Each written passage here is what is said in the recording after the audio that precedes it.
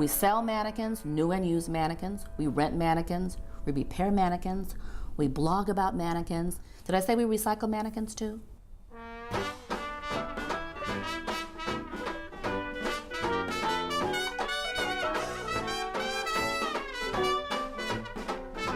Come on in. It's Mannequin Madness. Oh, wow.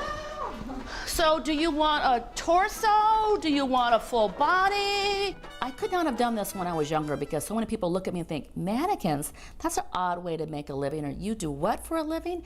And my self-esteem could not have handled that. Now I love the wacky, whimsical quality of being the mannequin lady, and people sometimes call me, oh, you're the mannequin lady, oh, you're Miss Madness, you know, and I laugh about it. These are considered a high-end mannequin because these were sculpted after a real person. Yes.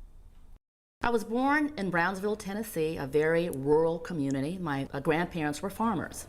And my father was trained as an electrical engineer. And at the time, it was very difficult for an African-American man to get a job, period, let alone as an engineer. So we moved to California because at the time, they had government contracts. It was just the beginning of equal opportunity. My whole life is different just because my dad was able to get a job in the aerospace industry in California.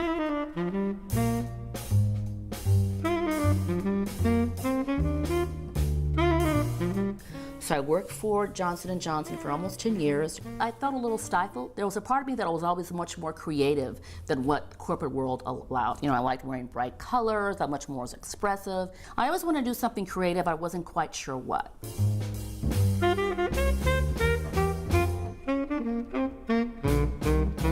It was the first time that I really had put my heart into something and didn't do well. So it was not only, you know, traumatic on a financial level, but emotionally too. I was only about 35 employees. I had never worked for a company that small. And that gave me a window to see what the key decision makers were doing. And that's when I realized these people aren't any smarter than I am, but they just have a lot more confidence. They were all men. Many of them had started businesses before and it failed. They burned through a lot of money and they just started a business again. It gave me the confidence to get back on the saddle again.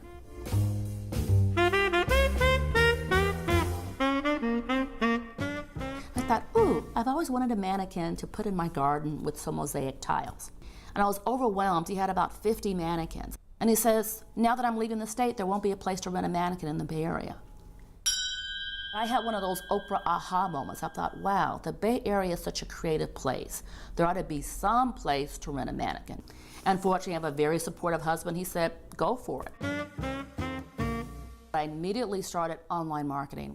The very first week our website went live, we got an email from someone from Canada who was coming to the Bay Area for a trade show and wanted to rent a mannequin.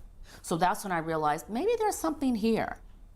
We started asking the stores, if you have mannequins to get rid of, let us know. And in 6 months period of time, our inventory went from 50 to 500 mannequins. We had mannequins in our basement, in our backyard, in our garage stalls. It truly was Mannequin Madness, hence the name.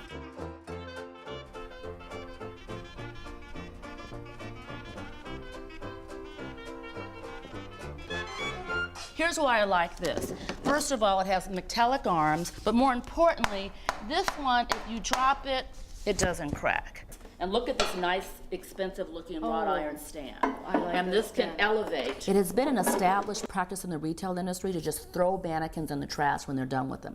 Well, mannequins are big, bulky, and they're made out of materials that do not biodegrade.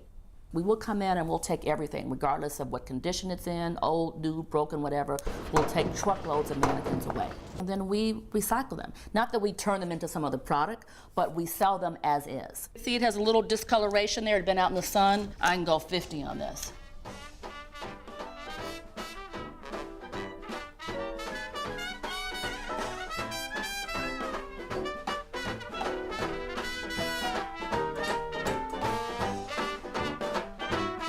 My goal is to be $1 million a year business, primarily because most women businesses, and particularly most minority women business owners, don't ever get to that target.